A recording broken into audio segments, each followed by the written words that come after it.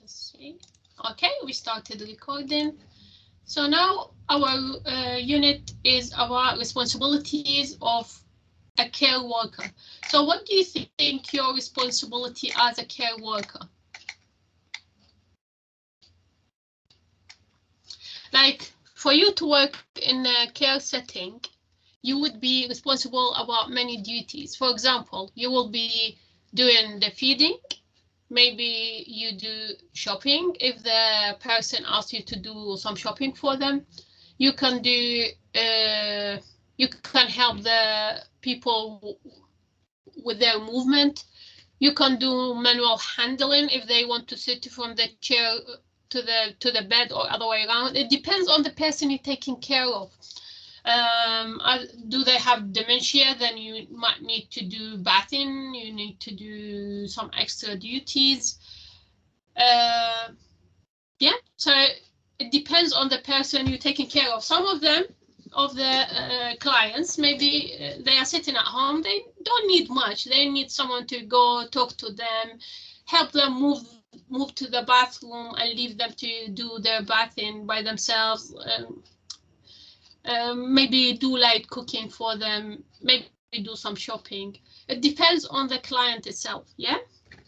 So for the first question for this unit, it says explain how a working relationship is different from a personal relationship. Can you think about how the personal relationship is different from the working relationship? So personal relationship is a friendship. Could be your friends, family, the colleagues that you work with. Well, not even, no, the colleagues is a working relationship, but friends, family, best friend, all these are personal relationship. Okay, so what's the difference between your friendship with your friends or your relationship with your family and your relationship to your colleagues and your client? What's the difference?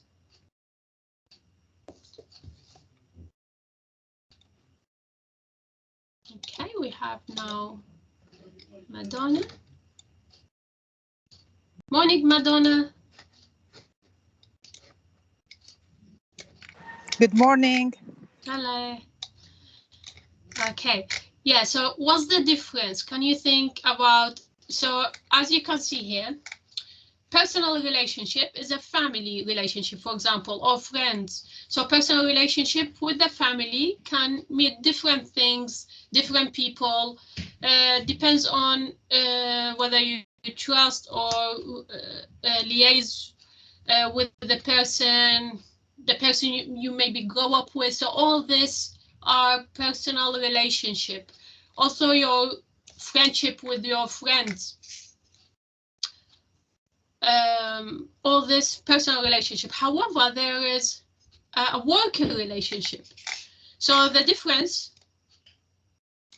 as you can see here, they give you more examples. Let us go through the examples. So examples for personal relationship, friends, best friend, long distance friend, family, also neighbors,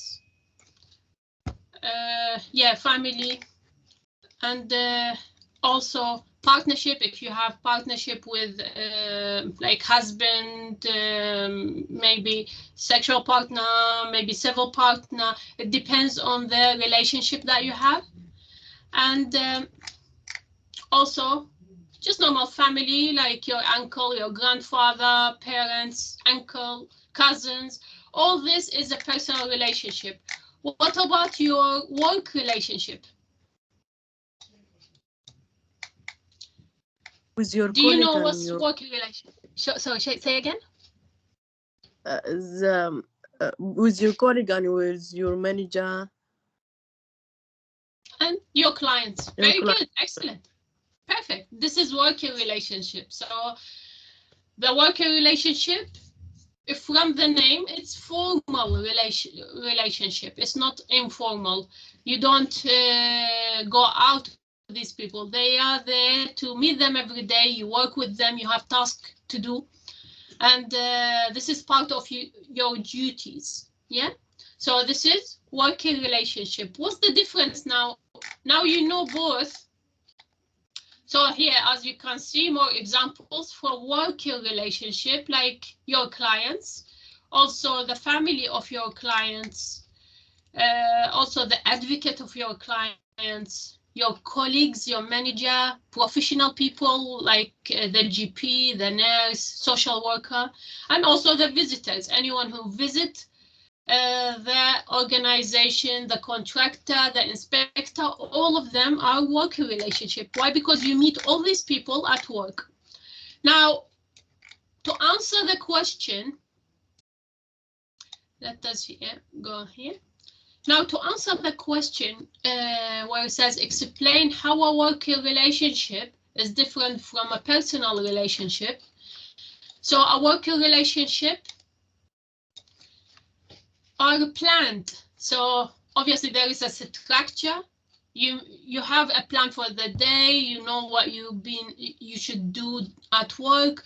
So in the care setting, your working relationship with the team, you provide support to the clients. Everything is structural and everything is planned. You do not choose the people you work with. You don't choose your colleagues. You don't choose your clients. They give you certain clients, you deal with them. You don't choose your colleagues because they are already there, or even the new ones. That's the management deal with them. So for you, your working relationship is planned. However, in the meantime, personal relationship, it's not planned. So you might spontaneously go out and have fun with one of them. You do. It's a natural development. You don't like you meet someone and then suddenly you become a friend with them. It's a natural development. You can choose the people you are happy to be friends with.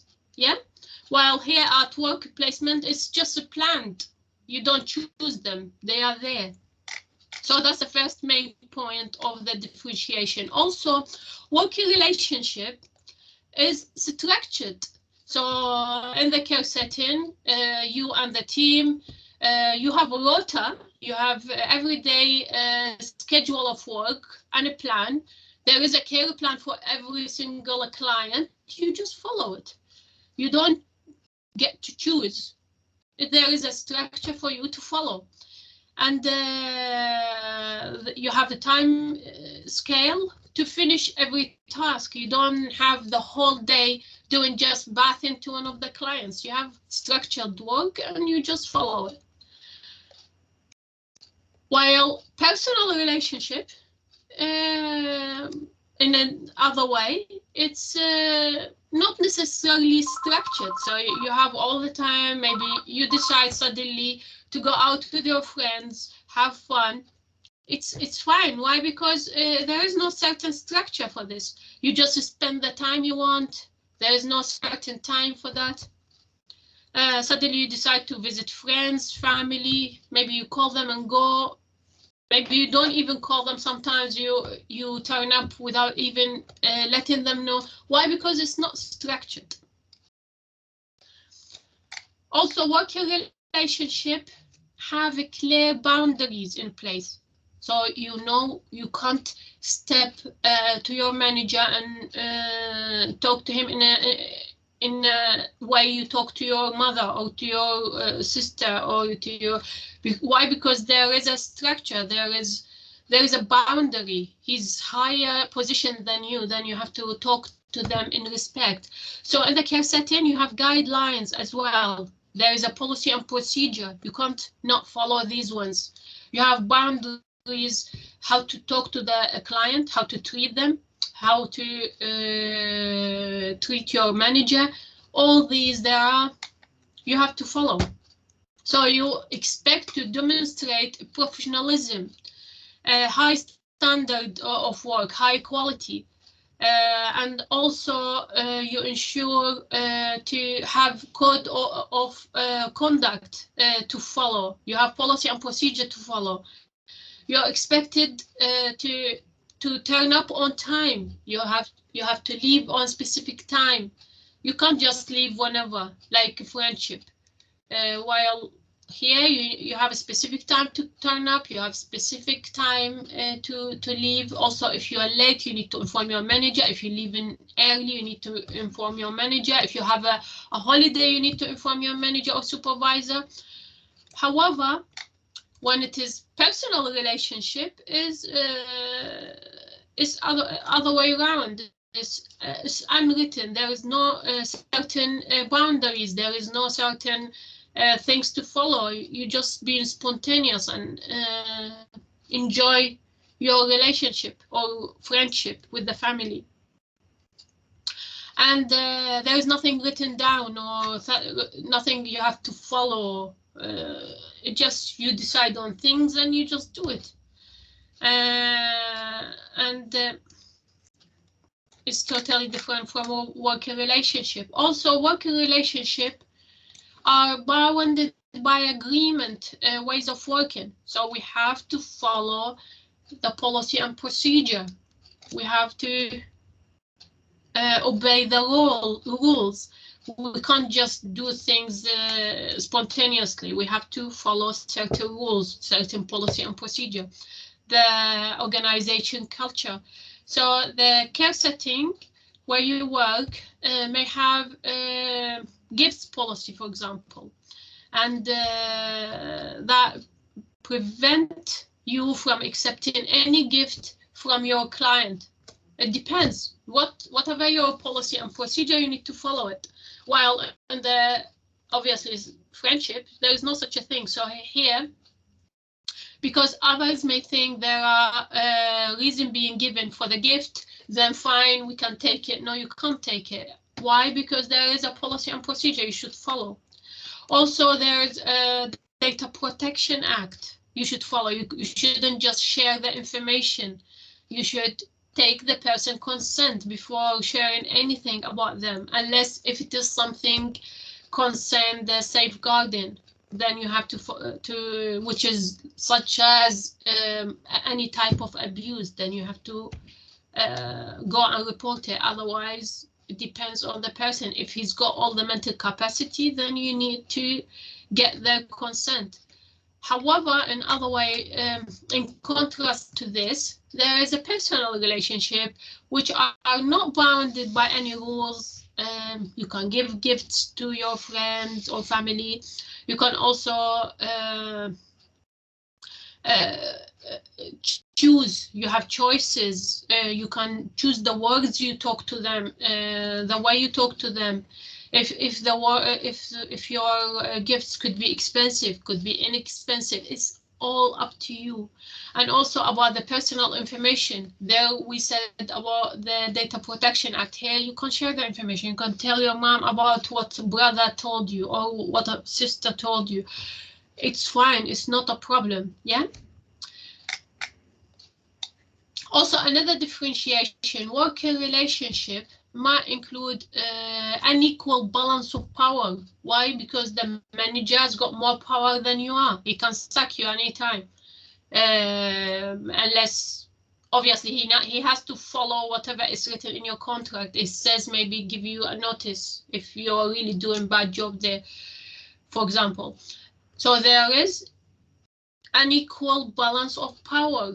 You don't have same power that your manager has. In the care setting, you know your personal information, all about individual. So you have lots of information about the individual. And sorry, just one second. The power is going.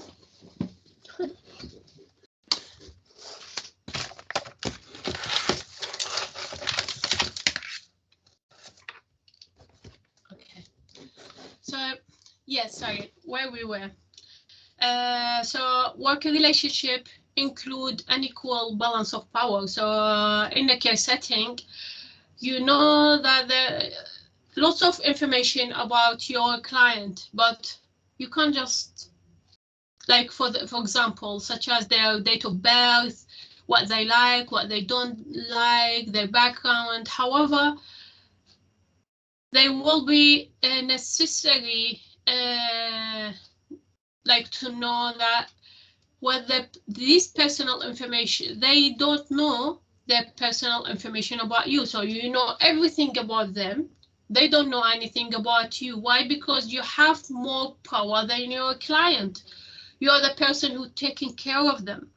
So you have more power. You don't need to tell them about your personal life. They need to tell you about their personal life. Why? Because it's part of their care plan. In a personal relationship, there's no such a thing. There's no, it's always equal, whether you do the thing or maybe your friend does it or your mother, your father, any person in your family. There is equal balance of power. Everyone's the same. You don't feel like your mother is your boss or you're controlled by your father. We are all same, yeah? So you can share their personal information. They share information about themselves. You tell them about your day. They tell you. It's fine. You can share the information, the personal information with them.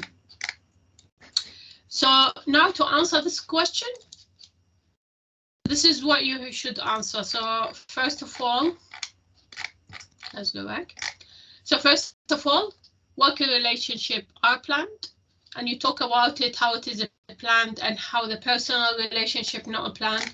Worker relationship is structured, and you talk about it, why it is structured and why the personal relationship is not structured.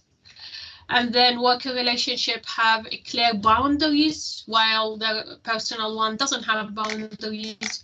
And also the worker relationship are bounded by agreed ways of working, which is the policy and procedure, while there is no policy and procedure for the personal one. And also there is equal balance of power. There is unequal, in the unequal balance of power in the worker relationship, while they are all equal in the personal relationship. So if you do that, that's a full answer for the question.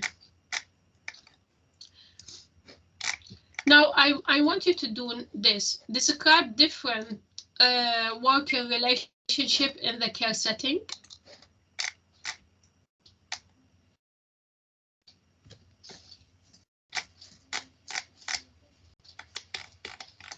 So now we've spoken about this. We just spoken about it now, but we can little bit expand in this.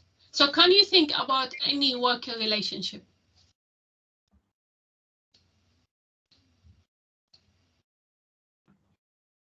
Yeah? Any one of you, please think about any worker relationship. You said individual that you're supporting your care setting. Very good. That's the first one. Excellent. Any other worker relationships? Colleagues, your work colleagues. Co-worker. Very good. Your work.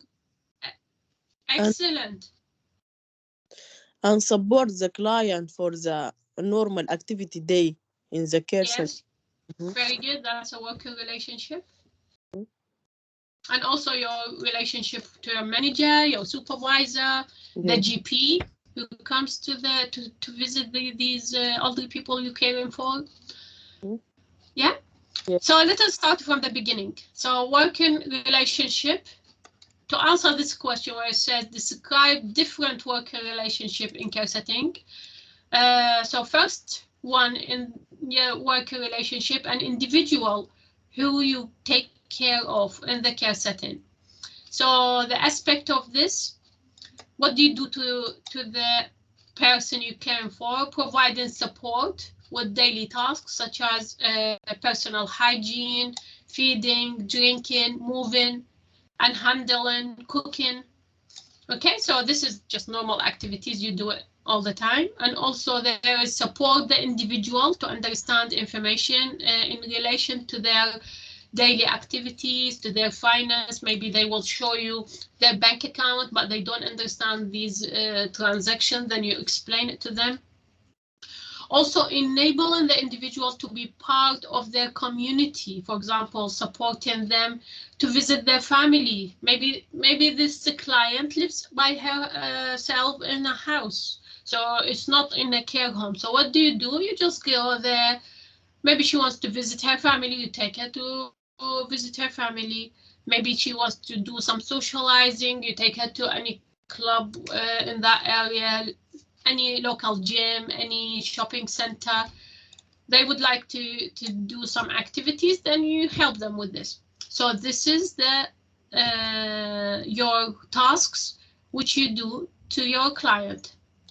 Another working relationship, individuals, mother or who visit weekly, on the weekly basis. So individuals, family, individuals, a friend, any person who is visiting your the person you're caring for. This is a working relationship. So what do you do to them? You support the individual's mother to ask their, so you ask about what's their relationship. First of all, you can't just get these people in. You need to understand what their relationship. You get a consent from your client, and then you let these visitors in, these related people to him or her. Also provide these people with any care. They might need any service from the setting. They might need any information about the setting. It depends on which shift you are in. Also, you enable the visitors to maybe do some activities. Maybe bring some tea, some coffee, because they come and visit your client, but you can't just ignore them. Maybe you offer them something, bring them something if your organization offer the visitors anything. And also the individual advocate. So the advocate, you might have any contact with the person's advocate, then all this communication is part of your duties. You can ask the advocate any advice or any support about their clients, about your client, I mean. Maybe you do a meeting with them, maybe a face calling, so you can get more information from the advocate. So this is part of your duties. Also, you receive lots of information from them and you give them some information as well. All this is part of duties. That's a working relationship. Another working relationship is your relationship with your colleague, like Candice said. The person who you work with, the shift in your shift, or maybe night shift, or depends. So what do you do with them? You share the information, you share advice. So when you leave your shift, you can handle the information to your colleague who's staying a little bit longer shift. You can say Mrs. X or Y, they had this, they are happy with this, they like this. You just tell them information. Maybe they didn't take medication, then you can pass the information so your colleague bring them more medication, give them medication. So you need to support your colleague. If there's any difficulties, maybe they need to do bathing for one of the clients. One person cannot do the bathing, they need support, so you do the supporting with them. Maybe one of your clients, one of their clients have fallen, then they need someone to do the manual handling with them. They can't do it by themselves, so you give support and help. So you agree with your colleague, you work together as a team. So sometimes you help them, sometimes they help you. So this is another working relationship. Also your working relationship with your manager. So your manager give you lots of training, they can book you for the annual leave, they can do lots of things for you. If something you don't understand, you can just get help and support from them. if you need any guidance, or maybe there is a visitor to the place, but you don't know whether you allow them in or not, then you can get the support and advice from from your manager. Also, the individual's GP. So sometimes the GP might turn up to work, to come to the nursing home or to the person's house. So this is another working relationship. Maybe you give them a phone to book appointment. Maybe you take the clients to go to the GP, or maybe you call the GP to come in if your client is unwell. So you got lots of support and advice from the GP. This is another working relationship. Also, if there's any contractors, maybe there is a contractor coming to your client at home, or maybe a contractor coming to the nursing home. This contractor may be a plumber, maybe someone repairing the sink, or maybe a carpenter doing some worktop, or all these people are working relationship with them. So you need to check with the contractor why he's coming here. Does he have a permission to enter the place? You need to check with your manager if this person needs to be in or not. And also, you need to take this person to the area where it needs repairing. Maybe watch him for a while until he finishes. Then it depends on, is this in your client's house or is that in the nursing home? Maybe in the nursing home you just let them in, check with them their name, whether they got the permission, and let them in so they can do their work and finish. So it all depends on where you're working, and also this is also another working relationship. So when it says here, when you come to the question, it says describe different working relationship. This is how you answer. You talk about all these type of relationship. Relationship with your clients, relationship with the relative of the person you care for, your clients, and all friends. Also the individual advocate, which is your client's advocate, your colleagues at work, the people who you're working with, your manager, also the GP for your client or clients, and also the contractor may come to fix the area.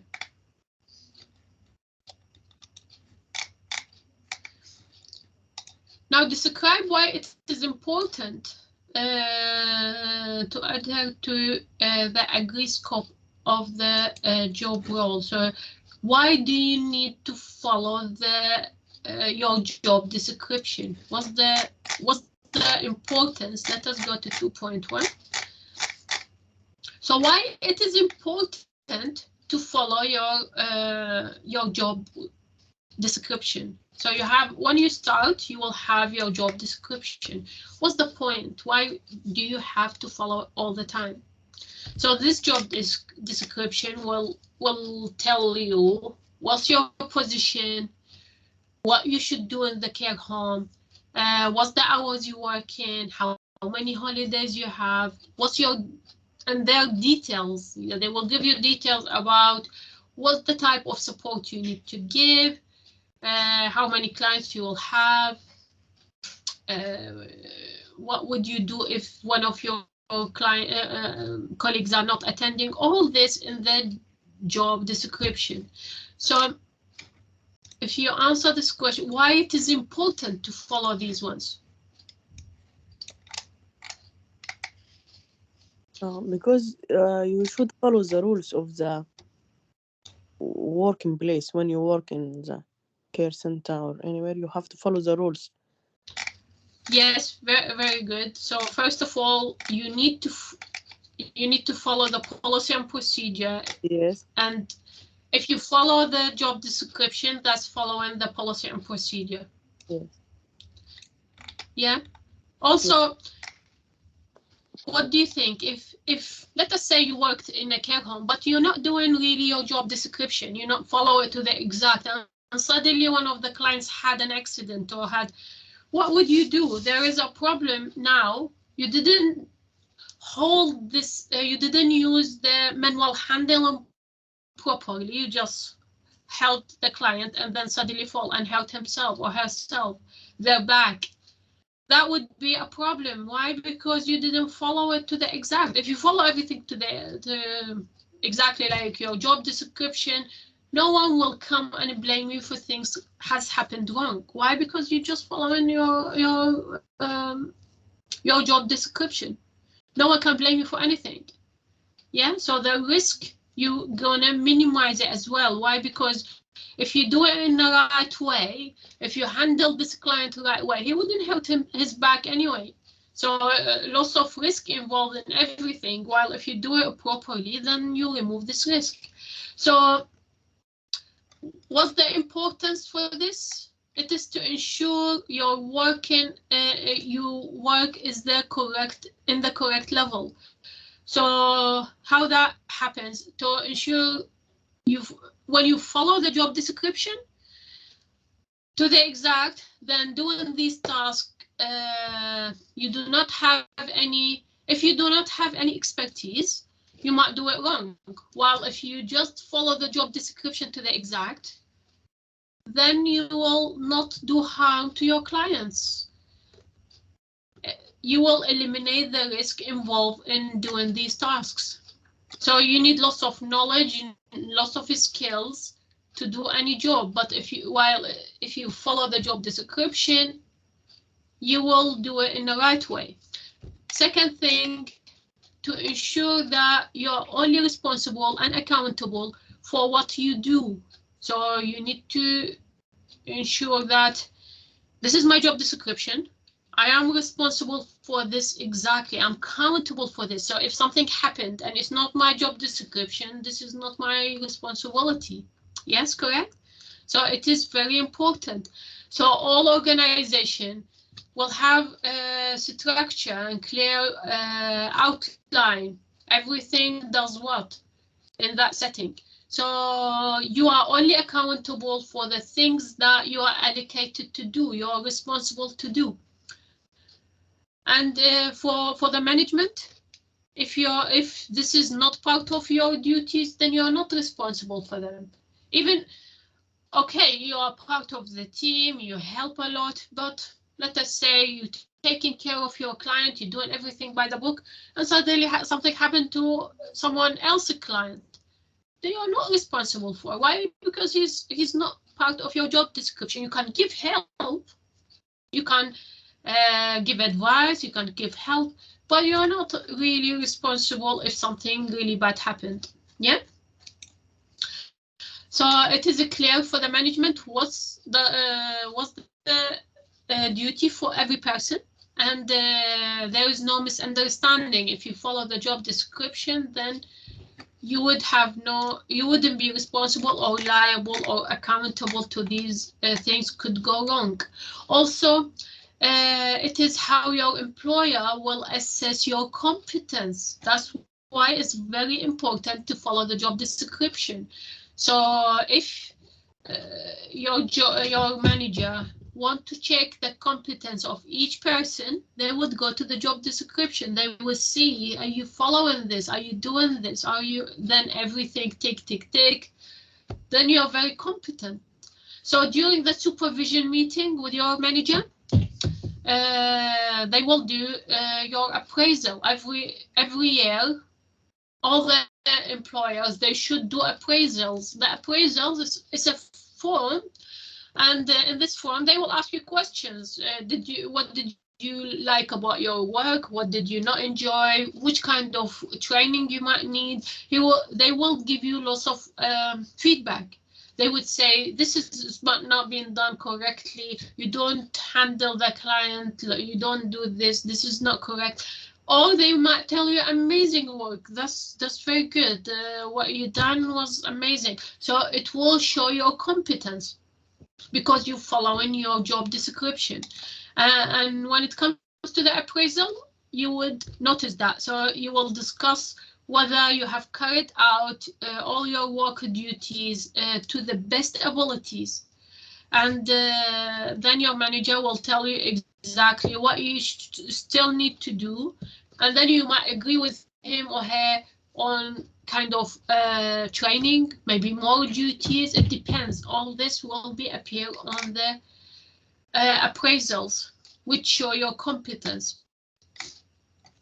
Also, another importance for this is it is part of your duty of care to follow the job description. So what do you mean by that? You have a duty of care. You need to ensure towards your clients. You are responsible about their health. You are responsible about their safeguarding. So best possible care you can do is when you follow the job description, and the support you offer. Is it the best, their best interest for your clients? Because you have a duty of care towards them. So the duty of care, for example, assisting the individual here. Can you see in the book it says assisting the individual to move from their bed to their chair, for example. What's your duty of care? You need to do proper manual handling, so you can use the machine to put this person in the chair. You can't just do it quickly just because you don't have time. So your duty of care is to care about the welfare of your client. You follow the guidelines. What specifically you do? You need 2 staff to be presented at that point to help the client to move from the bed to the chair. And what's the consequences if you don't follow the job description? This client might fall, might hurt himself, his back or her back. So the job description is very important. Why? Because you have a duty of care towards your client, and you have a specific agreement with the employer you need to follow.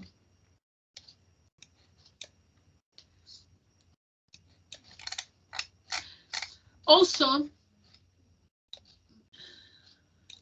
it is to ensure the health and safety for everyone. So if you follow the job description, you have responsibility to ensure the health and safety at work for you, for your colleagues, for your client. If you don't do your responsibilities properly, then the health and safety will suffer. And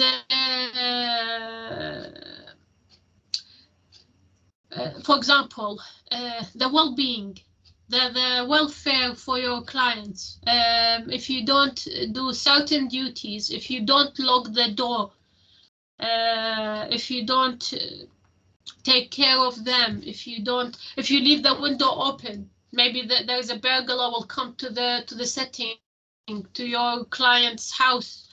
So you need to make sure about their safety, also their health. You have a duty and you need to follow it. For example, if their health is deteriorating, you need to report it, your concerns. And also, otherwise you have serious consequences. So for example, you have a client at home, you go to visit her every week once, and suddenly you see her really ill, and maybe she caught COVID or any other illnesses. Then you just give her some food from far and you disappear. You don't really take care of her, you don't care of her health and safety, you just leave. What if this client has died? What you would do? This is your responsibility to take care of their health, to report them if there is any concerns. So this is part of your duties. Also preparing their food. Maybe you need a food hygiene certificate as well to do their food. So how about if you didn't wash your hands when you did it? The client will be ill. They will cause food poisoning. So this is not good. Why? Because you didn't follow the job description. You didn't wear gloves, you didn't wash your hands properly.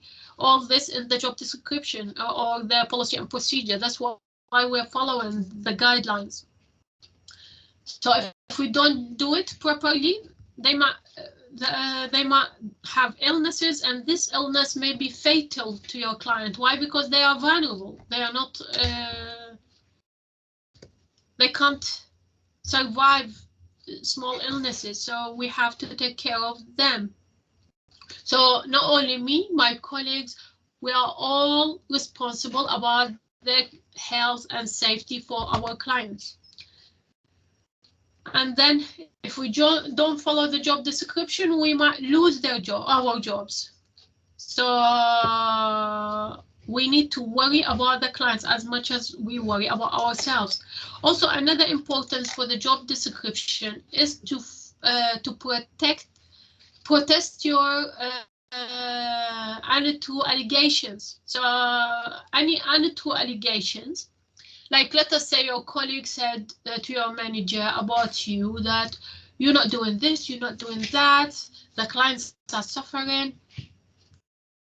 That's allegation against you. How about if you are doing everything by the book, if you're following the job description to the exact, if you're following the guidelines? This can't happen. Why? Because you protected yourself. You followed the job description and the guidelines. So meeting with your client on a one-to-one base, agreeing all the meetings with the individual, this is all will protect you as long as you follow the job description, and will not enable anyone to make any untrue allegation against you. So this is, we have answered question 2.1.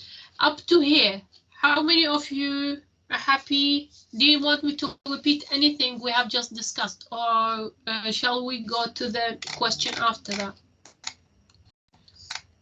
Next question. Next question. All right, thank you. Now, next question.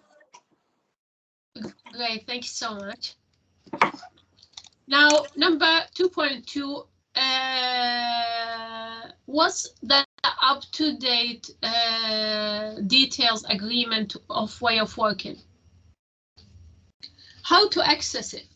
Like, for you, you're working in a nursing home, let us say, or maybe for an agency for care. How would you access the up-to-date policy and procedure? We said ways of working, that means the policy and procedure. How would you access the up-to-date one?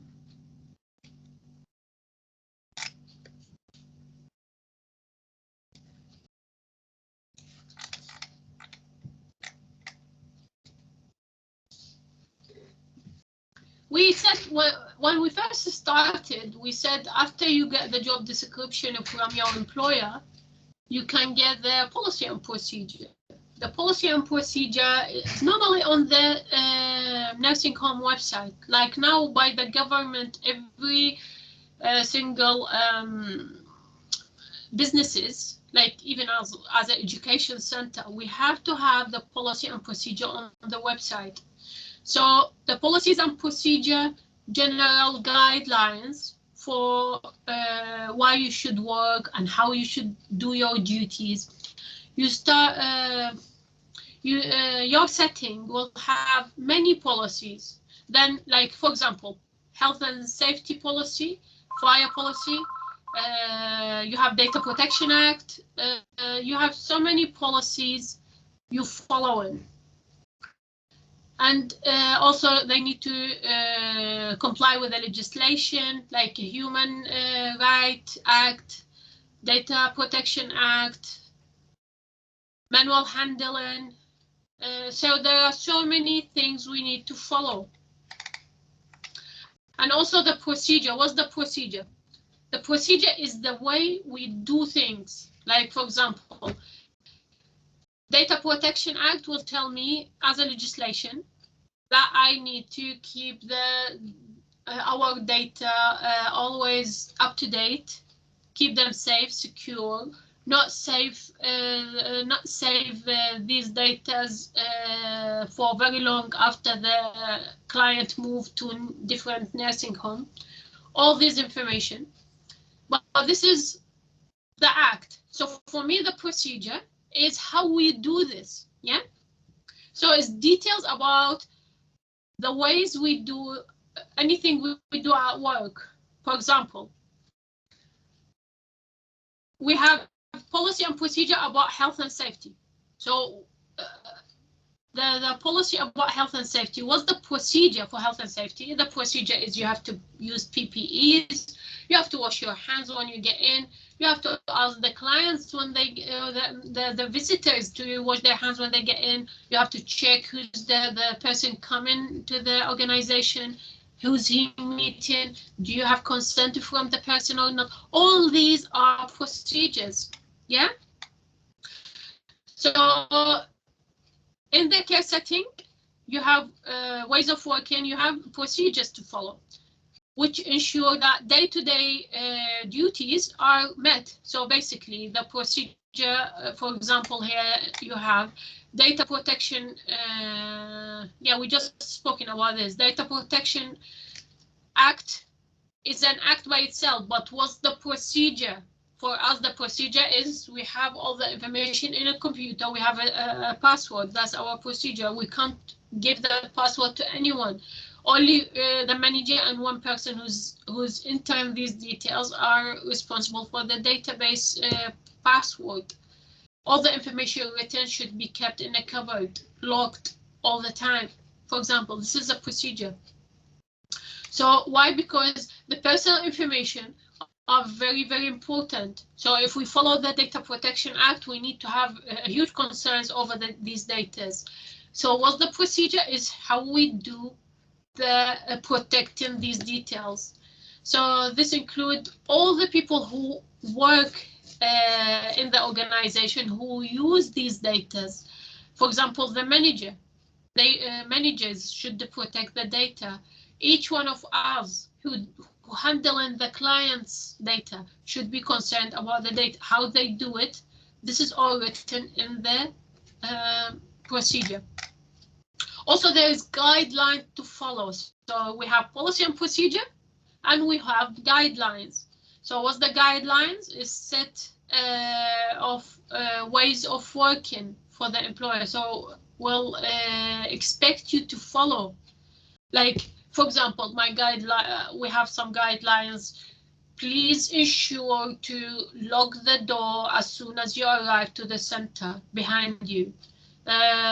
Make sure, please ensure that the windows are locked after you leave the client's room after a while from the giving them a fresh air. All these are guidelines. Please do not leave things on fire unattended. You need to make sure that there is no fire hazard. All these are guidelines. So the guidelines will ensure that what your employer expects you to follow for a specific area of the care, how you handle the individuals, all these activities. For example, Data Protection Act guidelines may be in place for one individual who given strict instruction that you are not to tell their family everything about their day-to-day activities or nothing about them. Yeah. So one of your clients do not want his family to know anything about them. So your guidelines is not to inform the family about anything about this person, and make sure you take their details and ask this client for a consent if you're going to provide anything, because it's important. This is a guideline. You need to follow it.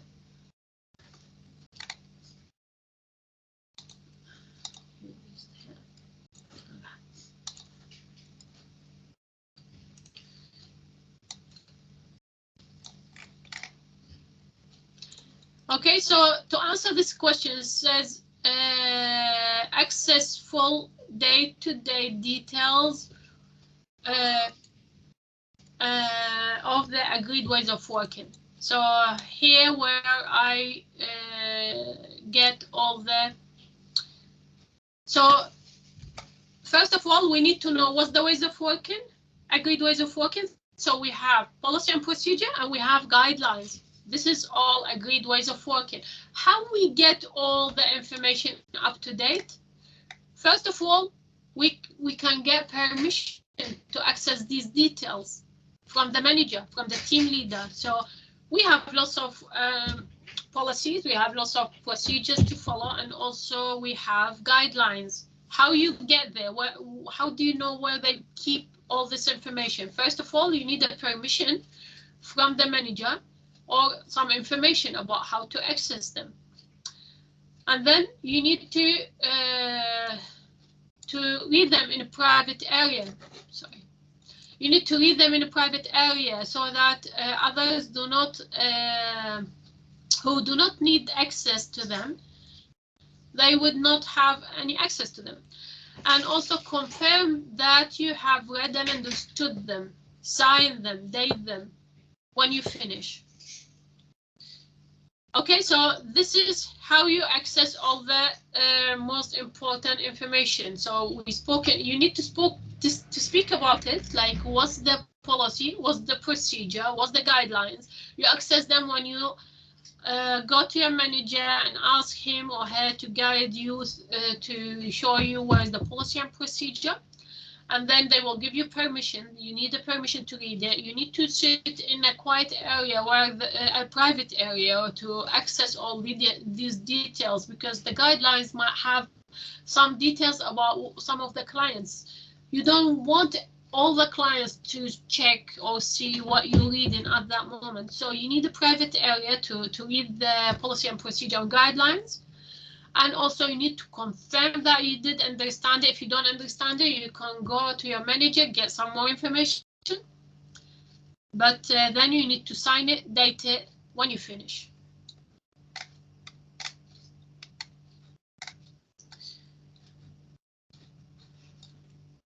So here it says full up-to-date details of the agreed ways of working, such as if there's any change in the legislation, you will have access to these about how to handle, for example, database, Data Protection Act. If there is any kind of change in, then you need to access it from maybe your manager.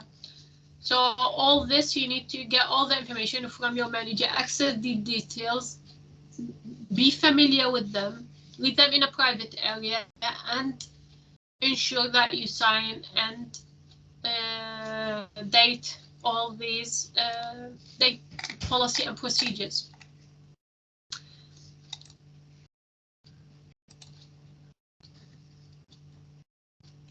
So up to here, is this understood? Yeah, so changes could be, thank you very much. So changes could be happening, as we said. You could get changes in the legislation. Suddenly legislation changes, then you need to know from your manager what's the changes. They will have it all on a paper. You can read it, sign it, and give it back to them. But you need to read it in a private area. So for example, here the book have put for you that there is a new General Data Protection Act came into force in May 2018 in the care setting. So if you don't read or get all these details up to date, then you will lose on information. So it is important for you to be aware of these changes. That's why you go to your manager and get all these details. Also, changes to best practice. So suddenly best practice is changing in the care home. So your manager will, for example, first aid procedure and the action to follow different for different health emergencies are being reviewed, being updated regularly. So you need to keep up to date with all these details. You better go to your manager, get the information, read it in a private area, and sign it, date it, and give it to them. Also, changes to the individual needs. You need to be aware of this. So it's part of your duties to promote health and safety. For example, the individual guidelines with respect to the support they require for eating, for drinking may change from time to time. Maybe they can't swallow anymore. Maybe they are getting older. Then if they can't swallow, they maybe need some softer food. So there is a guideline: do not give Mr. X, Mrs. Y hard food. You need always to give them softer food. So to make them comfortable, you need to follow these instructions for your client safety and health as well. So that's why you need to get more information. That's why you need to keep up to date with these information. So if there is any changes in the legislation, you can check on all the legislation available. Ask your manager, check with them on your policy and procedure. What's the update from time to time? And also you can, as we said, you read it in a private area, sign it, date it, and give it back to them. Also use your own knowledge. Maybe you can go and do some more research, do your own knowledge. Like if there's any changes for the individual condition for your client, maybe you can go and ask them and check with them any update, what they would like to do. What's their guidelines for this person? Is it being changed? Then I need to know. Yeah, so all these concerns, you should just go straight away to your manager or check the policy and procedure if you have it available on the website. If you don't, then go to your manager, get some advice from them.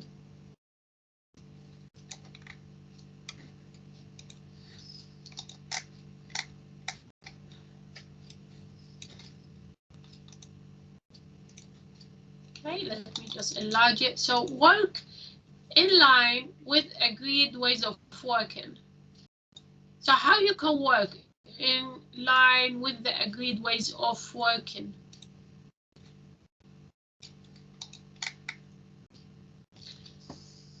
Do we know? What's the agreed ways of working? We just spoken about it just now. Do we still remember what's the agreed ways of working?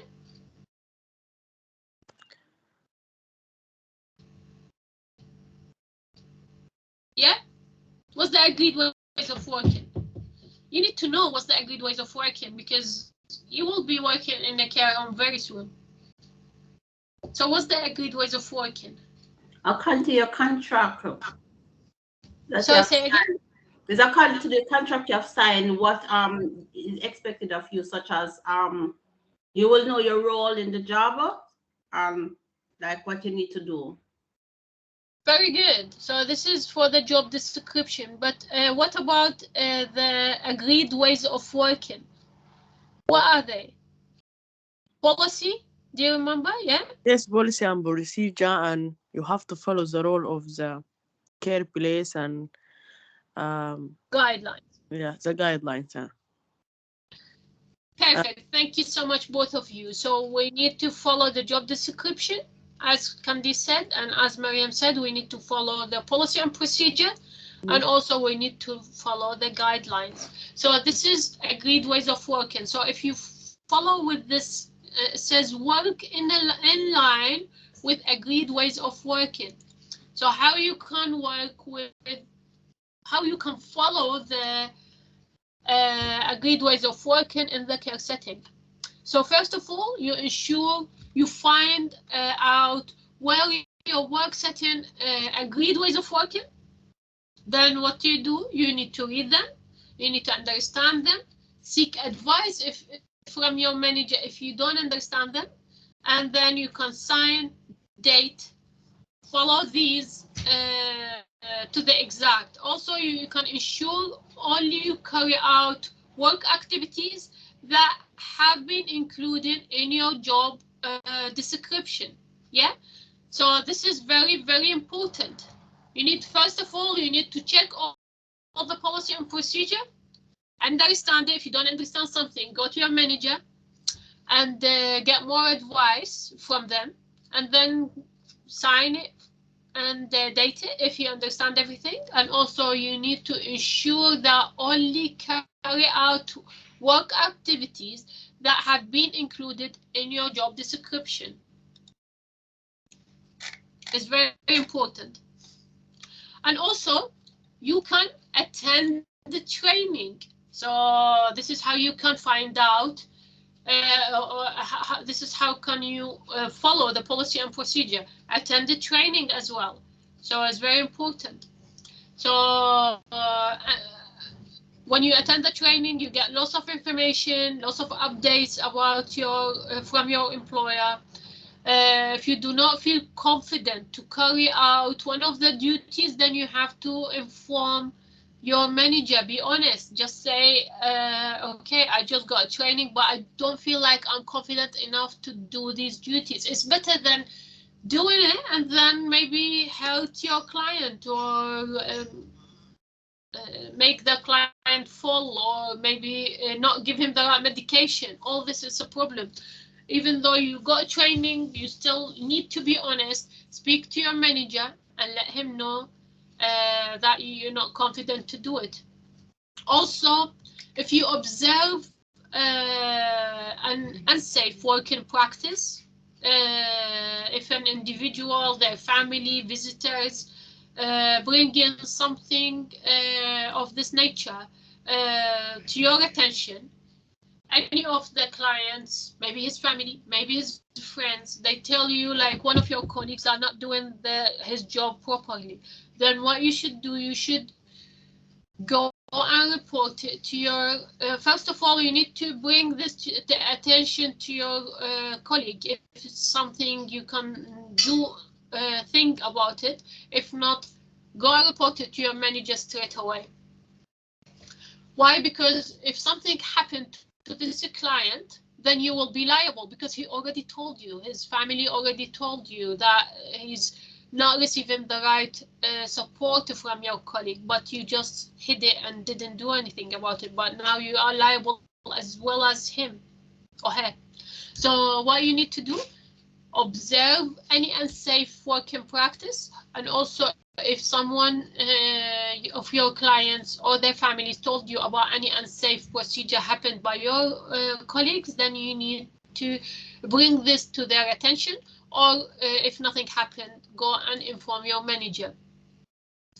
And also you need to make record of this. Why? Because this client has told you certain things. All this information, I write it in a leaflet, like a form, and sign it and date it. Why? Because if suddenly the client came and said, oh, I told you more, I said this, I said that, no, I'm sorry, this is what you put, and that's why I have it on my form. So you need to protect yourself. Any report, you give it to the manager, it needs to be written and signed. So you need to show courage. You need to show that you're able to deal with these situations. This is how you do it. Also be prepared to explain why you are carrying out your work activities the way you do it. You need to inform your clients, for example, I'm sorry, but this is not part of the job description. This is not part of the policy and procedure. We can't do it. It's against actually the policy and procedure and the guidelines. So you need to carry out work activities, and you need to inform the individual, like your colleague, the people you work with, about what is exactly, you need to explain it to them. If it is following the policy and procedure, if it is not, and why, you need to explain the activity. So you need to be prepared to explain why you're carrying out such activities to the client. If the client is not happy that you're doing certain activities, you need to be prepared to explain to them that this is part of the policy and procedure and we have to follow it. Also, you need to find out who you must report to when there is any work activity. So you don't go straight away to the center manager at all times. There must be someone who's less power than him, maybe the supervisor. You need to go and inform them, or maybe there is a manager, line manager. Yeah, so you don't go straight away to the boss. You need you need to know who you inform. You need to find out who you must report to when you carry out the duties. You ensure that you comply with the duties and you pass this information to the right person.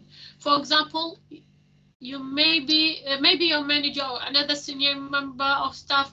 These are all these people you should report to. It depends on who you should report to. Some of the small organization, you might have same person, which is the center manager or the agency manager. While in massive organization, you can't just go straight away to the CEO to speak to them. You have a line manager you speak to. And also you need to observe the individual, listen to their feedback. What's their feedback? How you carry out your activities? Is it good? Is it not? Does it reflect on their, what's reflecting on their feedback? And how can you continue to improve yourself? If they tell you that you don't know how to do certain things, maybe you go and grab some training. So you need to observe and listen to the feedback. It's very important. So now, what's the ways of working following the agreed ways of what's work in line with the agreed ways of working? So for us, we said to follow the agreed ways of working. How you work with it? First of all, you need to ensure you find out about all the agreed ways of working. You need to understand it. If you don't understand something, you go to your manager, seek advice. You need to sign it, understand it. Also, second thing, you need to ensure you carry out all the duties in accordance to the scope of your job description. So whatever your job description, if something doesn't follow the job description, then maybe don't do it. Also, you need to attend training. This is part of your responsibility. So anything you don't know anything about it, or if you read any information or update, all this will come up in the training. Suddenly your job is going bigger, or maybe you do the manual handling for the first time, then you need to get some training to understand it. Also, you need to observe any unsafe working or practice for the individual or their families or the visitors. They might tell you about your colleagues, brings to your attention. So here you need to write it down, all the details, and also bring it to the attention of your care worker, your co-worker. And if they don't follow it again, you need to report it, go to your manager.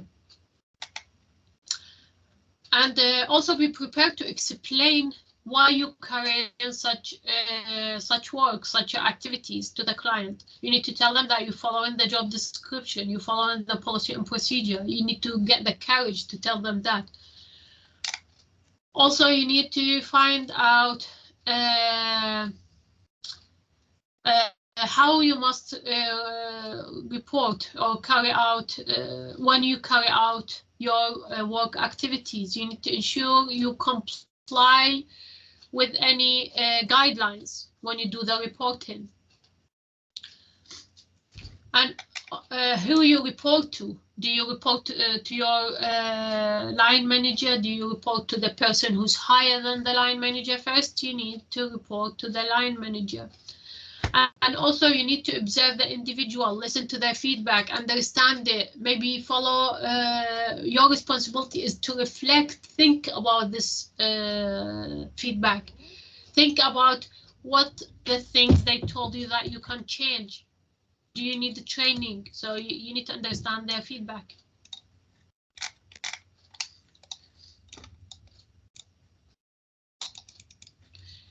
Now, contribute to quality assurance process to promote positive experience for individual receiving care.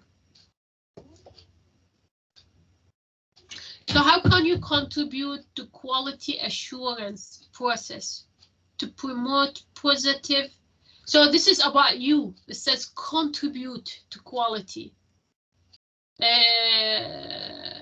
assurance process to promote positive experience for individuals receiving the care. So how can you contribute to quality assurance? How you can make your work more, have higher quality? So how do you do that? I can contribute to my organization quality assurance by ensuring that all the service users are receiving care and know how to complain, report any mistake immediately, follow the agreed ways of working, work in partnership with the quality assurance colleagues, and ensuring all records are completed and accurately and little up to date. Very good, excellent. Thank you. Any other comments you might have?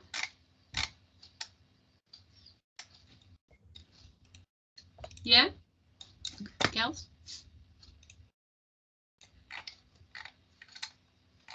Well, Candice said that she needs to make all her work. Yeah, sorry. You've been calling me Candice for money. Oh, no, Candice? Sorry. Frederica, you've been calling me Candice. Oh, Frederica! Yeah, you've been calling me Candice for morning. Because I can't see the now I can, when you talk, I can see there is a line around your name. Okay. While if it is minimized, I can't see anything. Oh, really sorry. Okay, that's all right. Thank you, Federica. So, yeah, can you think about the quality assurance process? How you can, this is meant to be in a reflective account. This by mistake came here. So if you need to speak about yourself, you contribute to the quality of assurance. How you do that? Promote positive experience for the individual and the care. How would you do that?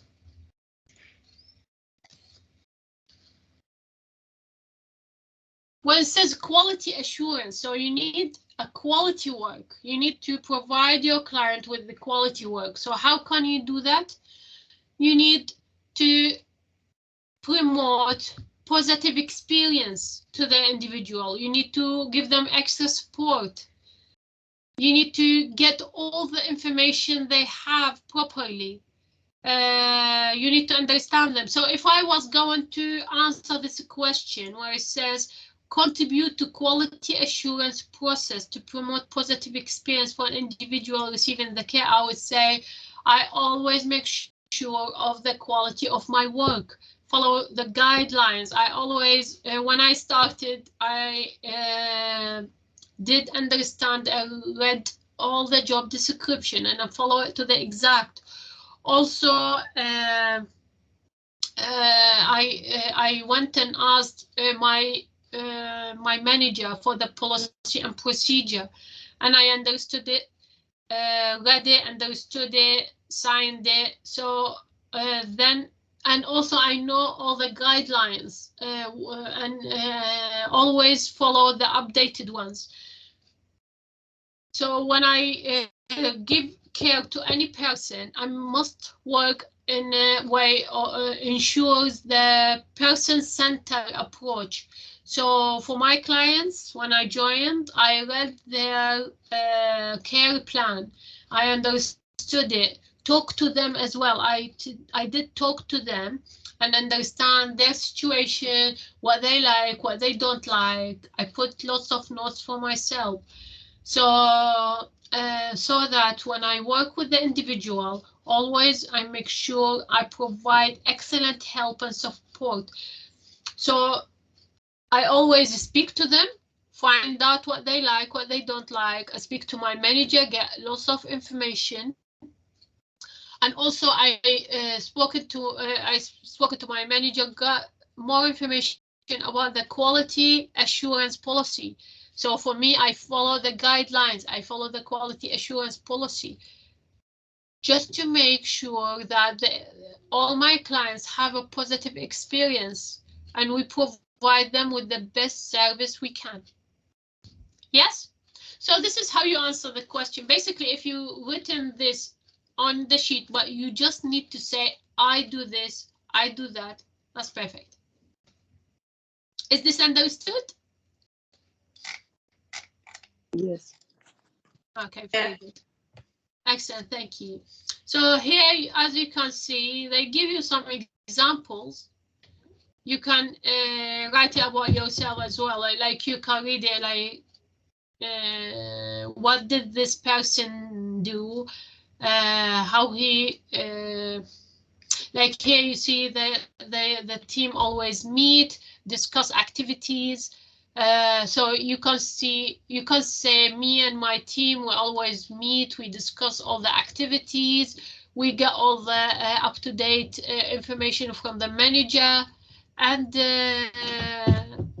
it is very good for us to ensure the quality of our workplace. And also you can talk about how you can support the individual as for following their needs, following their passion, what they like, what they don't like, because you work in a center approach, person-centered approach. As you can see here, you always talk, discuss things as a team, follow these activities. You can just create this scenario about yourself as well. And also you can, if one of, you can say one of my clients would need an advocate, I would provide, would need to contact the advocate, I would like arrange for this call, I will book him to meet them. If they need any things, I will do it for them, just to make sure that this client has a positive experience. Also, I sit with them one-to-one. If they need any information to tell me, suddenly if my client suddenly not satisfied or not happy on the day, I sit with them, get more information, and try to help them, support them more. As soon as I get their feedback, I follow it, so they make them happy.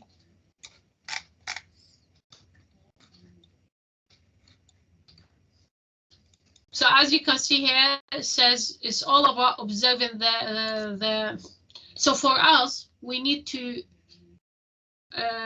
observe our clients properly. We need to make sure we follow the policy, procedure, and guidelines. We need to ensure we sit with the client, get lots of information, read the care plan, understand it, get lots of information from my manager or my colleagues about this person if I'm just new. And also you need to get lots of feedback from the clients about your work, and follow it as well through. Get more feedback from your manager about your competence and how you do in your work. That's important. So all this is all how you contribute to the quality assurance process. Please make sure when you reach this section to write it about yourself. Just say, I do this, I do that. I know it's in the other sheet, but it's fine, it's no matter. As long as it says you contribute to the quality, so you need to talk about yourself. Now explain why it is important to work in partnership with others. So why it is important for me to work in partnership with others. Which number is this? Do we know what's partnership with others? Yeah, it is important to work in partnership with all the people surrounding the service users that I'm supporting to ensure the best possible support and care provided to the service user. Very good, excellent. So when we work with partnership, we make sure we provide our clients with the excellent support or service. Why? Because we get all the information from other partners. Like these partners could be their families, could be their GP, could be their care worker, could be their advocate. We have so many people who are involved in the person's life, and all these are partners. Could be professional, could be even my colleagues. The colleagues are my partners at work. So when we work together, we will get a lot more done. Why? Because we get lots of information about the person, so we can share a common set of values to support the individual, independency, to safeguard them from any harm, and also to respect the individual unique differences. And also we can, all of us, we can agree on goals to enable, sorry, just 1 second.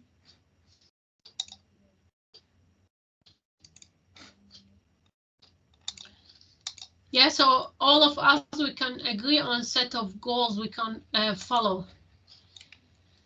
And enable positive outcome for the individual. So we maybe agree on short or long terms goals, and we follow it. So communication, and also communication effectively, because this is what we need. We must be open, honest when we have lots of partners, and we need to work with them regularly. We can get all the information we need from them. So this communication is vital, so we can handle the information properly. So all these are how to get better information from our partners. So now, what's the importance of getting these working relationships? So if we have lots of working partnership, we will get lots of information. We will have better understanding. Yes. So first of all, this is the importance of having to work in partnership. First of all, stronger team creates better working environment. So if I have good partnership with my colleagues, we will have stronger team, which will enable me from having a better working environment where you feel you're supported. For example, working in partnership with other involve sharing skills. So if I work with my colleagues, I share with them my skills, I share with them my knowledge, and get to know each other will enable this to work as a team, be one unit, share ideas, share goals, and also we understand one other's role and responsibilities. So if we have a good working relationship with the GP who's coming to visit this person, we would understand their responsibilities, their duties. We would avoid duplicating the work. Maybe we have good partnership with the nurse who's coming to give this person medication. If we know what she's doing, we would not give medication to this person because this nurse is coming to do the medication. So that's why it's good to have a proper relationship, work relationship. So understanding one's other other people's responsibilities, avoid duplicating one's another's work. So that will make better use of our time. Why? Because, for example, I work with good partnership with my colleagues who work night shift. So if I do things, I let him or her know, they wouldn't duplicate. They wouldn't give this person medication again. Why? Because I passed the information.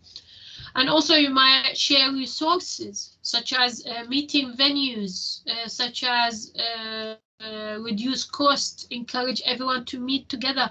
So you might share resources. And also working together will provide a person-centered care. Why? Because you have all the information about the person. That's why you provide excellent centered care. So the individual receive care that's coordinated and meet all their individual needs will be better service for them. So this is the importance where it says, explain why it is important to work together. First of all, when we work together, we create stronger team. Stronger team create better working environment. You feel supported, you feel valid, and it's better for everyone who's working together. Working in partnership involves sharing skills, sharing knowledge, sharing expertise, which enables the team to have like sharing the ideas, sharing the goals. Also, when you work in a team or partnership, you understand each other's roles, responsibilities, so you don't duplicate the same work again. Well, that means we use our time better in the nursing home. And you may also share resources with these people. So you might share venues. Maybe the doctors would need to do something in your organization. You have a room, then maybe you can share some of the venue sometimes. Or maybe you can reduce cost. Why? Because you have good communication with a GP, then you can talk about how you can support this person without paying extra. Then he will tell you exactly how to do it, so you can reduce cost. You can encourage them to meet together. So, and also when you work together, you provide a person-centered care. Why? Because you will have lots of information about this client, then you can provide them with excellent support.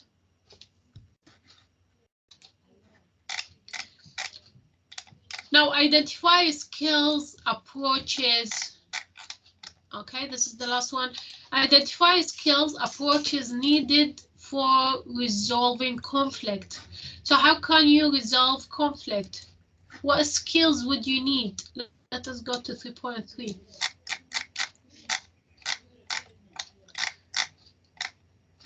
So what do you think? To resolve any conflict, do we know what's conflict?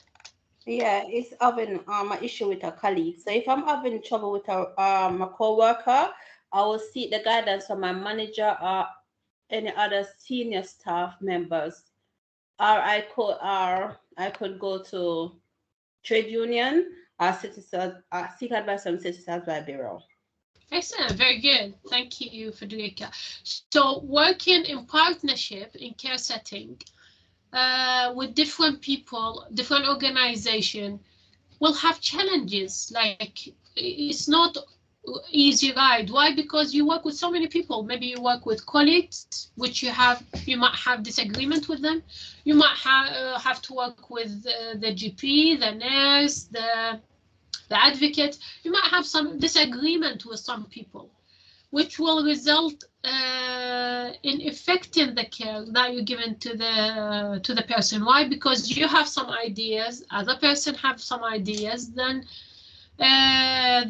that's a create conflict. Everyone wants to do this on his or her way. And that's very damaging to the team. Why? Because we all work as a team to support one person, but each one of us want to do something different, so we don't do it the right way. So this is how the conflict starts. So how to resolve it? We need a good communication. So we need to listen to the other person, not only talking. We need to understand where they come from. We need to share information. Why do we think our idea is better? We need to share information. Therefore, it is important to be aware of your skills. You need to have good communication skills, good resolving skills. You need to be confident. When any conflict arises, you need to understand how to solve it. So if someone disagrees with you, you shouldn't be just be grumpy about it, the whole situation. You need to work with them. If you disagree, it's fine. It's not a problem, but you need to listen why they disagree. Be honest. You need to tell them as well why you disagree with the whole situation. And then you need to stay calm. When you discuss disagreement, you need to stay calm. You should be open as well. You should discuss all the issues you have, and this will resolve any conflict or disagreement. So each of you should listen to the other person's view. And for me, I can put my opinion, my thoughts, and for them to put their opinion and thoughts. It's not a personal. I need to understand them. They need to understand me as well. So you can try to find a way to resolve this conflict. Maybe something in the middle would do. Maybe don't follow your idea to the exact, not their idea to the exact, maybe something in the middle. So this should not be an argument. It should be just a conflict which will be resolved by discussion. The most important thing is the client. What is in his or her best interest for the client? What is the best for this client? Then you follow it. You can give your ideas, the other person give their ideas, you understand each other's ideas. Now think which one is better for the client, then you follow it. Which one is easier to follow, is better to follow. This is how we resolve. So what skills do you need to follow these, to resolve these conflicts? First of all, you need to have empathy. You need to show that you're able to put yourself in someone else's shoes. So for me, if I have conflict, I would think about the other person. Maybe the doctor, he thinks we should do it in a different way. Why? Because it's better for him. This is the way how he used to do it. So I need an empathy. I need to put myself in someone else's shoes. This can help you to gain a better understanding about their views, where they come from, how they feel about the whole situation.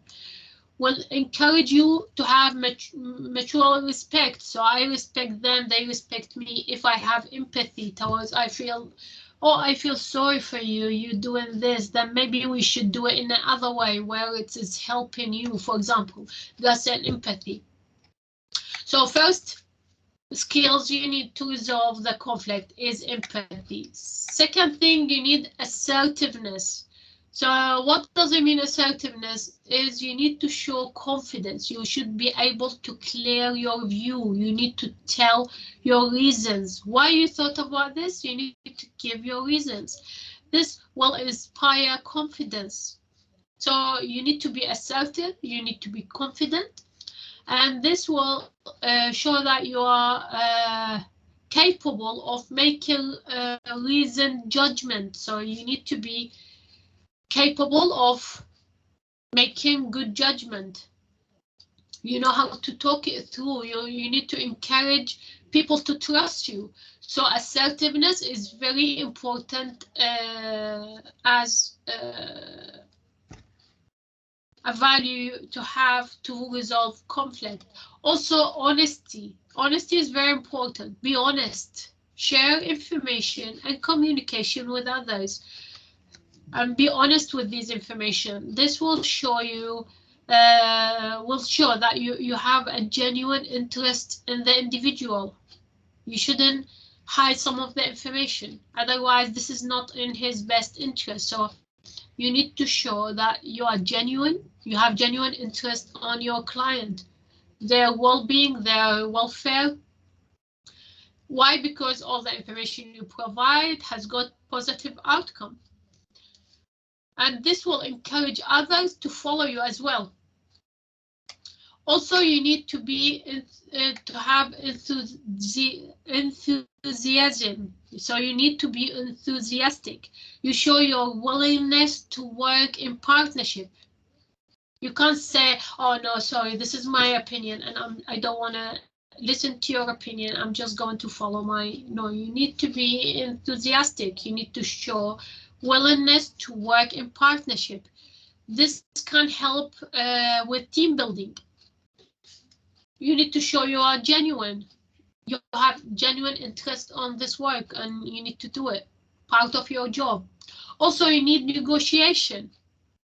You need to show your ability to communicate with others to reach a mutual agreement. So, okay, you put your idea, they put their idea, and there's a clash. So you need to show that, okay, let us today, we do your way, tomorrow maybe we do it my way, and then we see which one is better. So this is negotiation. You need to show your ability to communicate with others and have an agreement.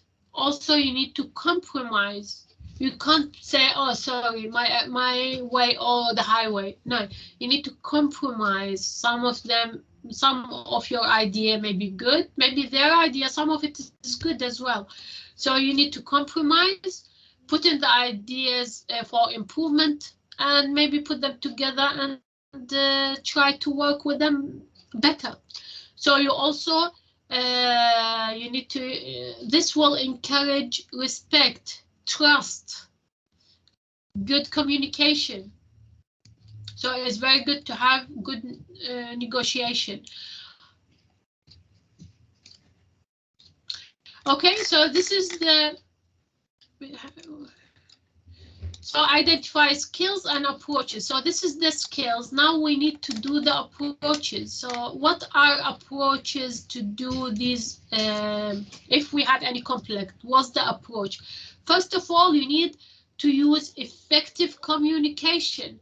So for example, it is important to show that you're genuinely interested in the people, what they say. So you need to listen to them, understand it, showing them a positive body language. You should be nodding your face, you smiling when they talk, maintain good eye contact, be interested in what they say.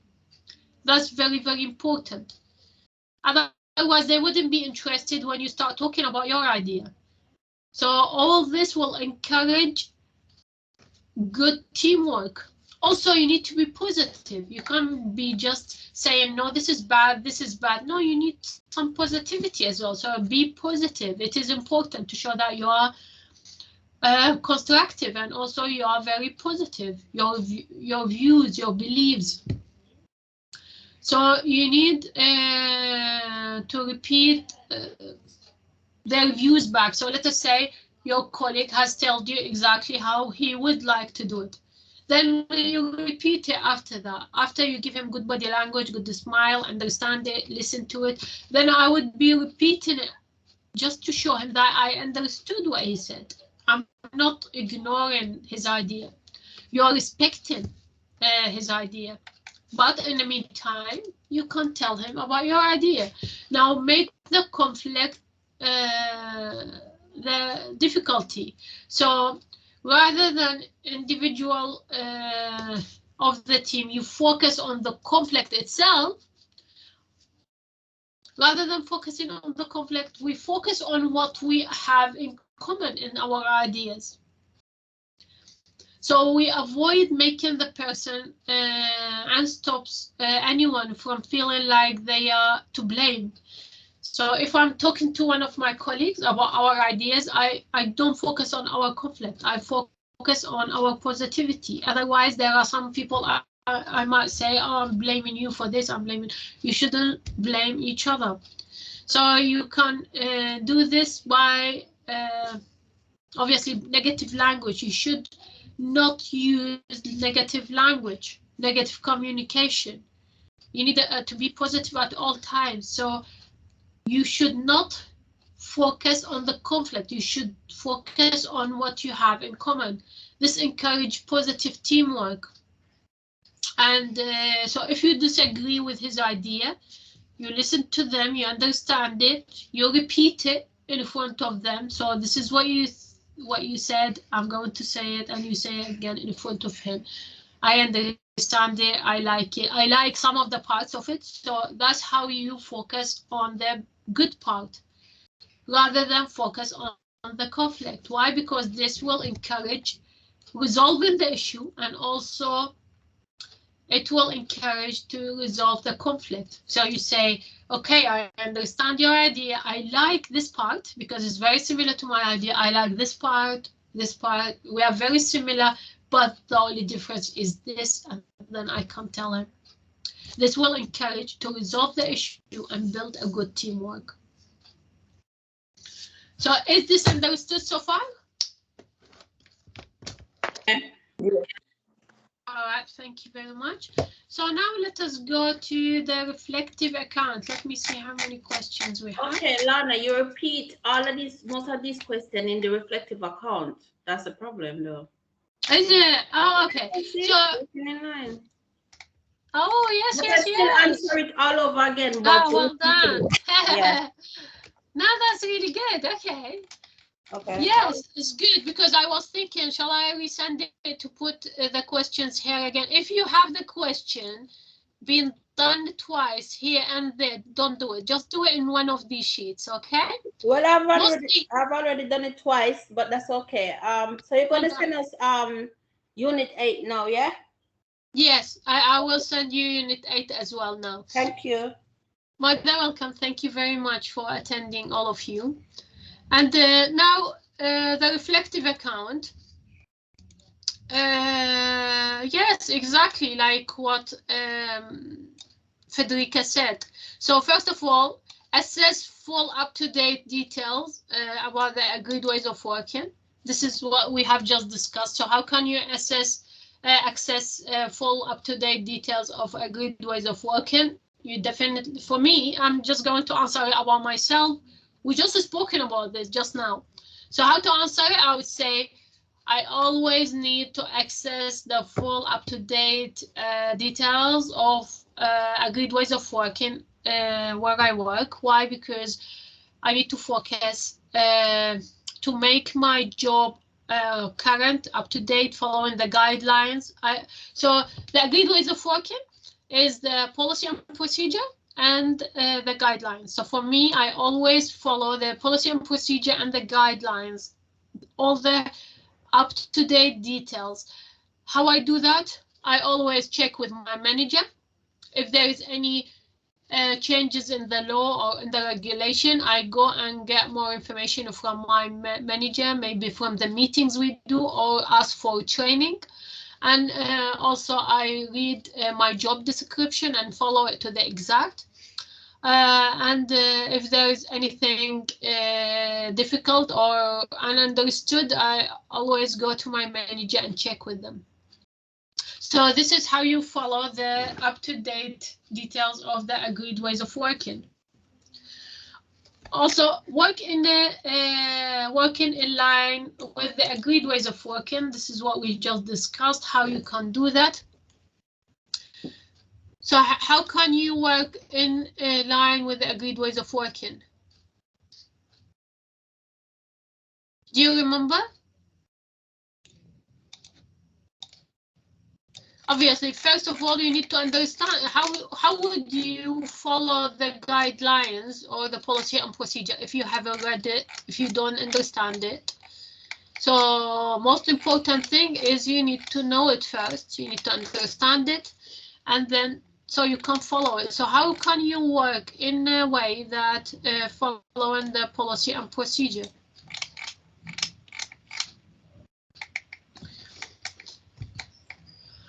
So you need to speak about yourself, just like what we said, but you need to say it all about yourself. So you say, I would, if I was going to answer, I say, I'm always following the agreed ways of working, such as policy, procedure, and guidelines.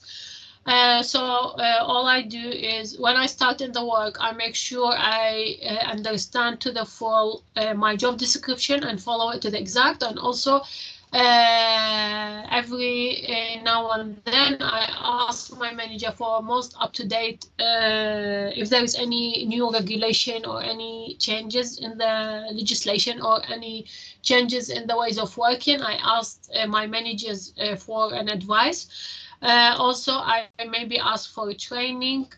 So I ensure I find out everything I know about the agreed ways of working, include how to access them, read them. I need to understand them. If I don't understand it, I go to the manager and ask him for an advice. And also I need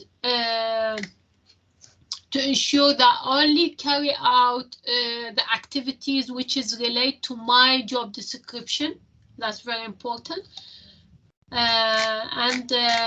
Also, I attend any training that I have available. Anything that my manager asks me to do, I attend it straight away. Why? Because when I get more information about my job, I feel more confident and I can do my activities. Also, when I observe anything unsafe or any practice which is not good, straight away I go and inform it to my or even if one of the families of my clients tell me about unsafe procedure we've been following, I report it directly to my manager, and this encourage to promote my clients' health and safety and well-being. Also, I'm always prepared to explain why I'm doing certain activities, because I'm always following the policy and procedure and also the guidelines. So if I assist any of the clients and they ask me why you doing these activities, I just explain it to them, explain why I'm carrying them as well. Also, I always take huge care and interest on my clients, find out lots of information about them, what activities they like, so I can provide excellent help and support to my clients. If I don't understand something, I go back to my manager and ask. And be honest always. If I don't have enough training about certain activities, I always tell my manager. Also, I observe the individual, listen to their feedback, understand it, and to my clients, what activities they would want, and reflect on this feedback, how I'm been doing my job. So if they tell me any feedback, I reflect on this and start thinking what I did wrong, then I can practice removing this error, not doing it in the future, to help my clients. Now, contribute to quality assurance process. We just discussed that, how you do it. Now, demonstrate ways of working that can help improve partnership. We've spoken about this, how you can demonstrate ways of working to improve partnership. So how can you improve partnership with others? What's partnership? We said we have partnership with many different organizations. We have partnership. So for me, I have partnership with my colleagues. I have partnership with the GP. I have partnership with the family of my clients. All these are partnerships. So how can you work in a way to improve this partnership? First of all, you need to share information. You need to Yeah, so let me just enlarge it. So first of all, you need to share information properly. You need to listen to them, understand where they come from, and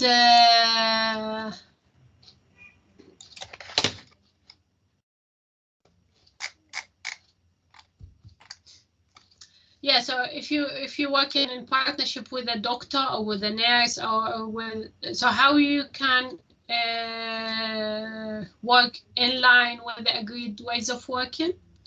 So you need to listen to them, understand them, arrange a good partnership with them. You can share the information to help the client. Anything focusing on the client, I can get all the information I need from them and help my client better. So all this is how I follow the ways of working. So do you have any ideas how you can follow the ways of working to help improving the partnership?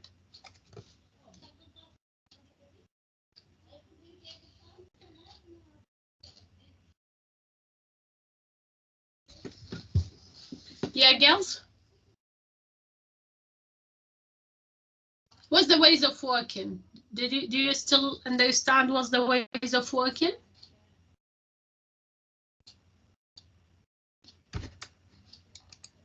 Mariam, do you know what's the ways of working? Yeah, you have to follow the rules and you have to put the client in the center of your work. You have to Yeah, so ways of working, policy, procedure, guideline. Yes.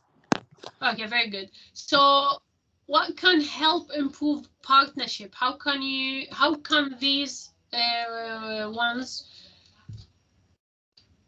can improve partnership with the GP, partnership with the advocate, partnership with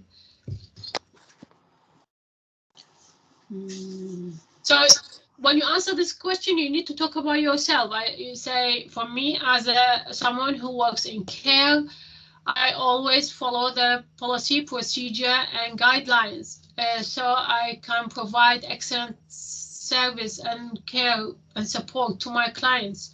So, and I have lots of partnership who I work with. I work with the GP, I work with the advocate, and I work with my colleagues. What we do, we share the information, we follow the best practice, so we work as a team.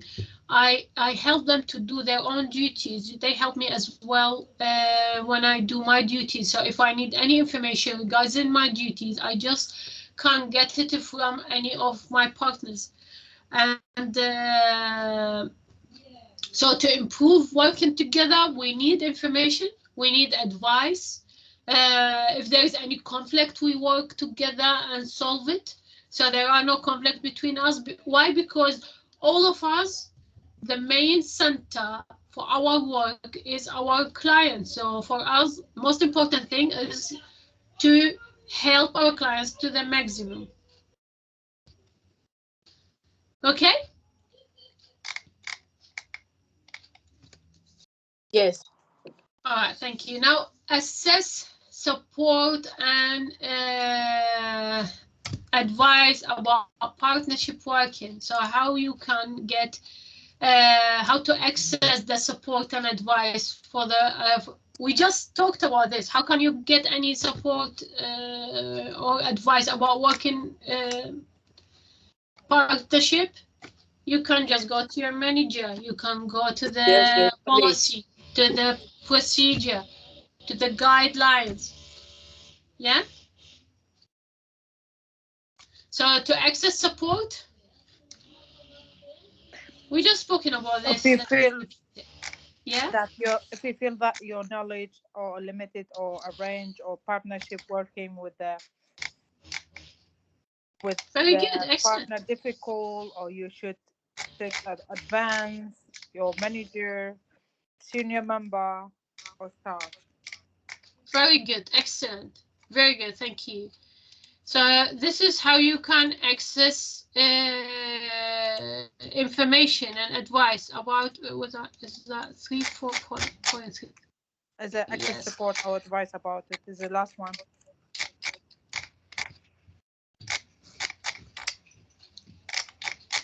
There is no point. Yeah. Yeah, no point for this one. No. Yeah. So how can you access support and advice about partnership working? So to access lots of help and advice about partnership working, we can get lots of support from the manager. So for me to answer the question, I need to say I can't say we can. So for me, as a care worker, I access lots of support and advice from my manager, from the team meetings which we have, also from if following the guidelines, the policy and procedure. I can get all the information I need. Also, I can get information I need from the family of my clients, and all the information, the personal information for that person. If they want to disclose this information about their relative, they do not have or need to know, like, they have lots of information. They can give us this information, but we need to find out from them, are they happy to share these information with other partners? So we need to get support from them. Do they like us to disclose this information to, let us say, to the GP or to the advocate? Or we need to find out from the individual. Also, we can ask if you have been asked to complete any work or activities, but you do not have commitment to carry out. This means that you feel anxious. So for me, if I feel I get all the information I need from the family about the individual, I'll ask them and get consent from them if they would like me to share this information. Also, I have lots of information about the person, but I don't know if I'm confident enough to give him that specific task to do it for him or her. So in this case, I need to be honest, go to my manager, and let my employer or my manager give me training to be able to do it. Also, if I have asked to support individual and in any aspect of care, but which doesn't agree with my certain duties, if my job description is different, I've been asked to do certain things, thus create tension, and I need to make sure that I follow the job description, then I can report it to my manager.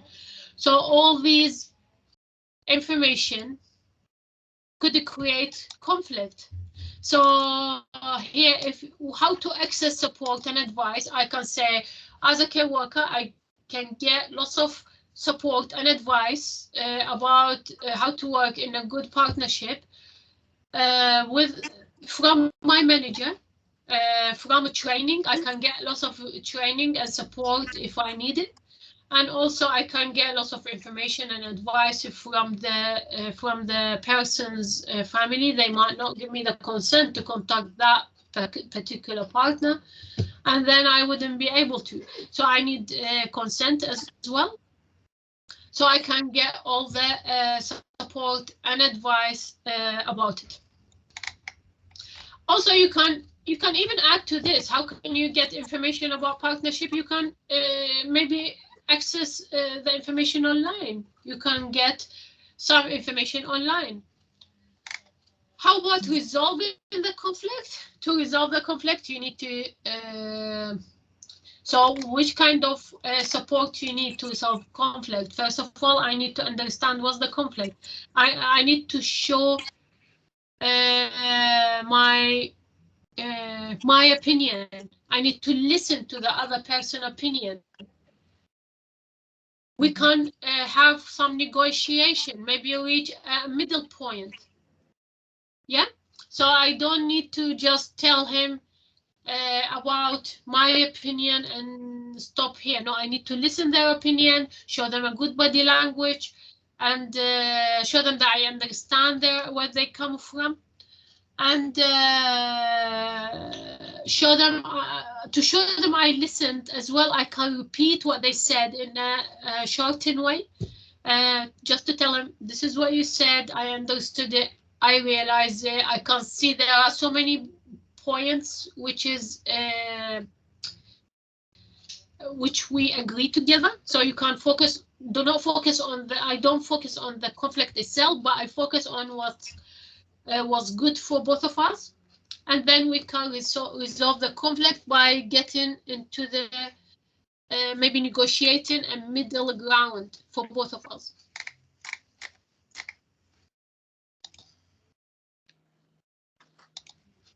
So do you understand so far? Yes. When you do your reflective account, please, you need to talk about yourself. Just say, I do this, I do that. Very, very important. You shouldn't be talking in general. It's not good. You talk about your own skills, abilities, and how you do these things, yeah? Guys, very well done. We finished the unit. Do you want me to go through anything? No, thanks.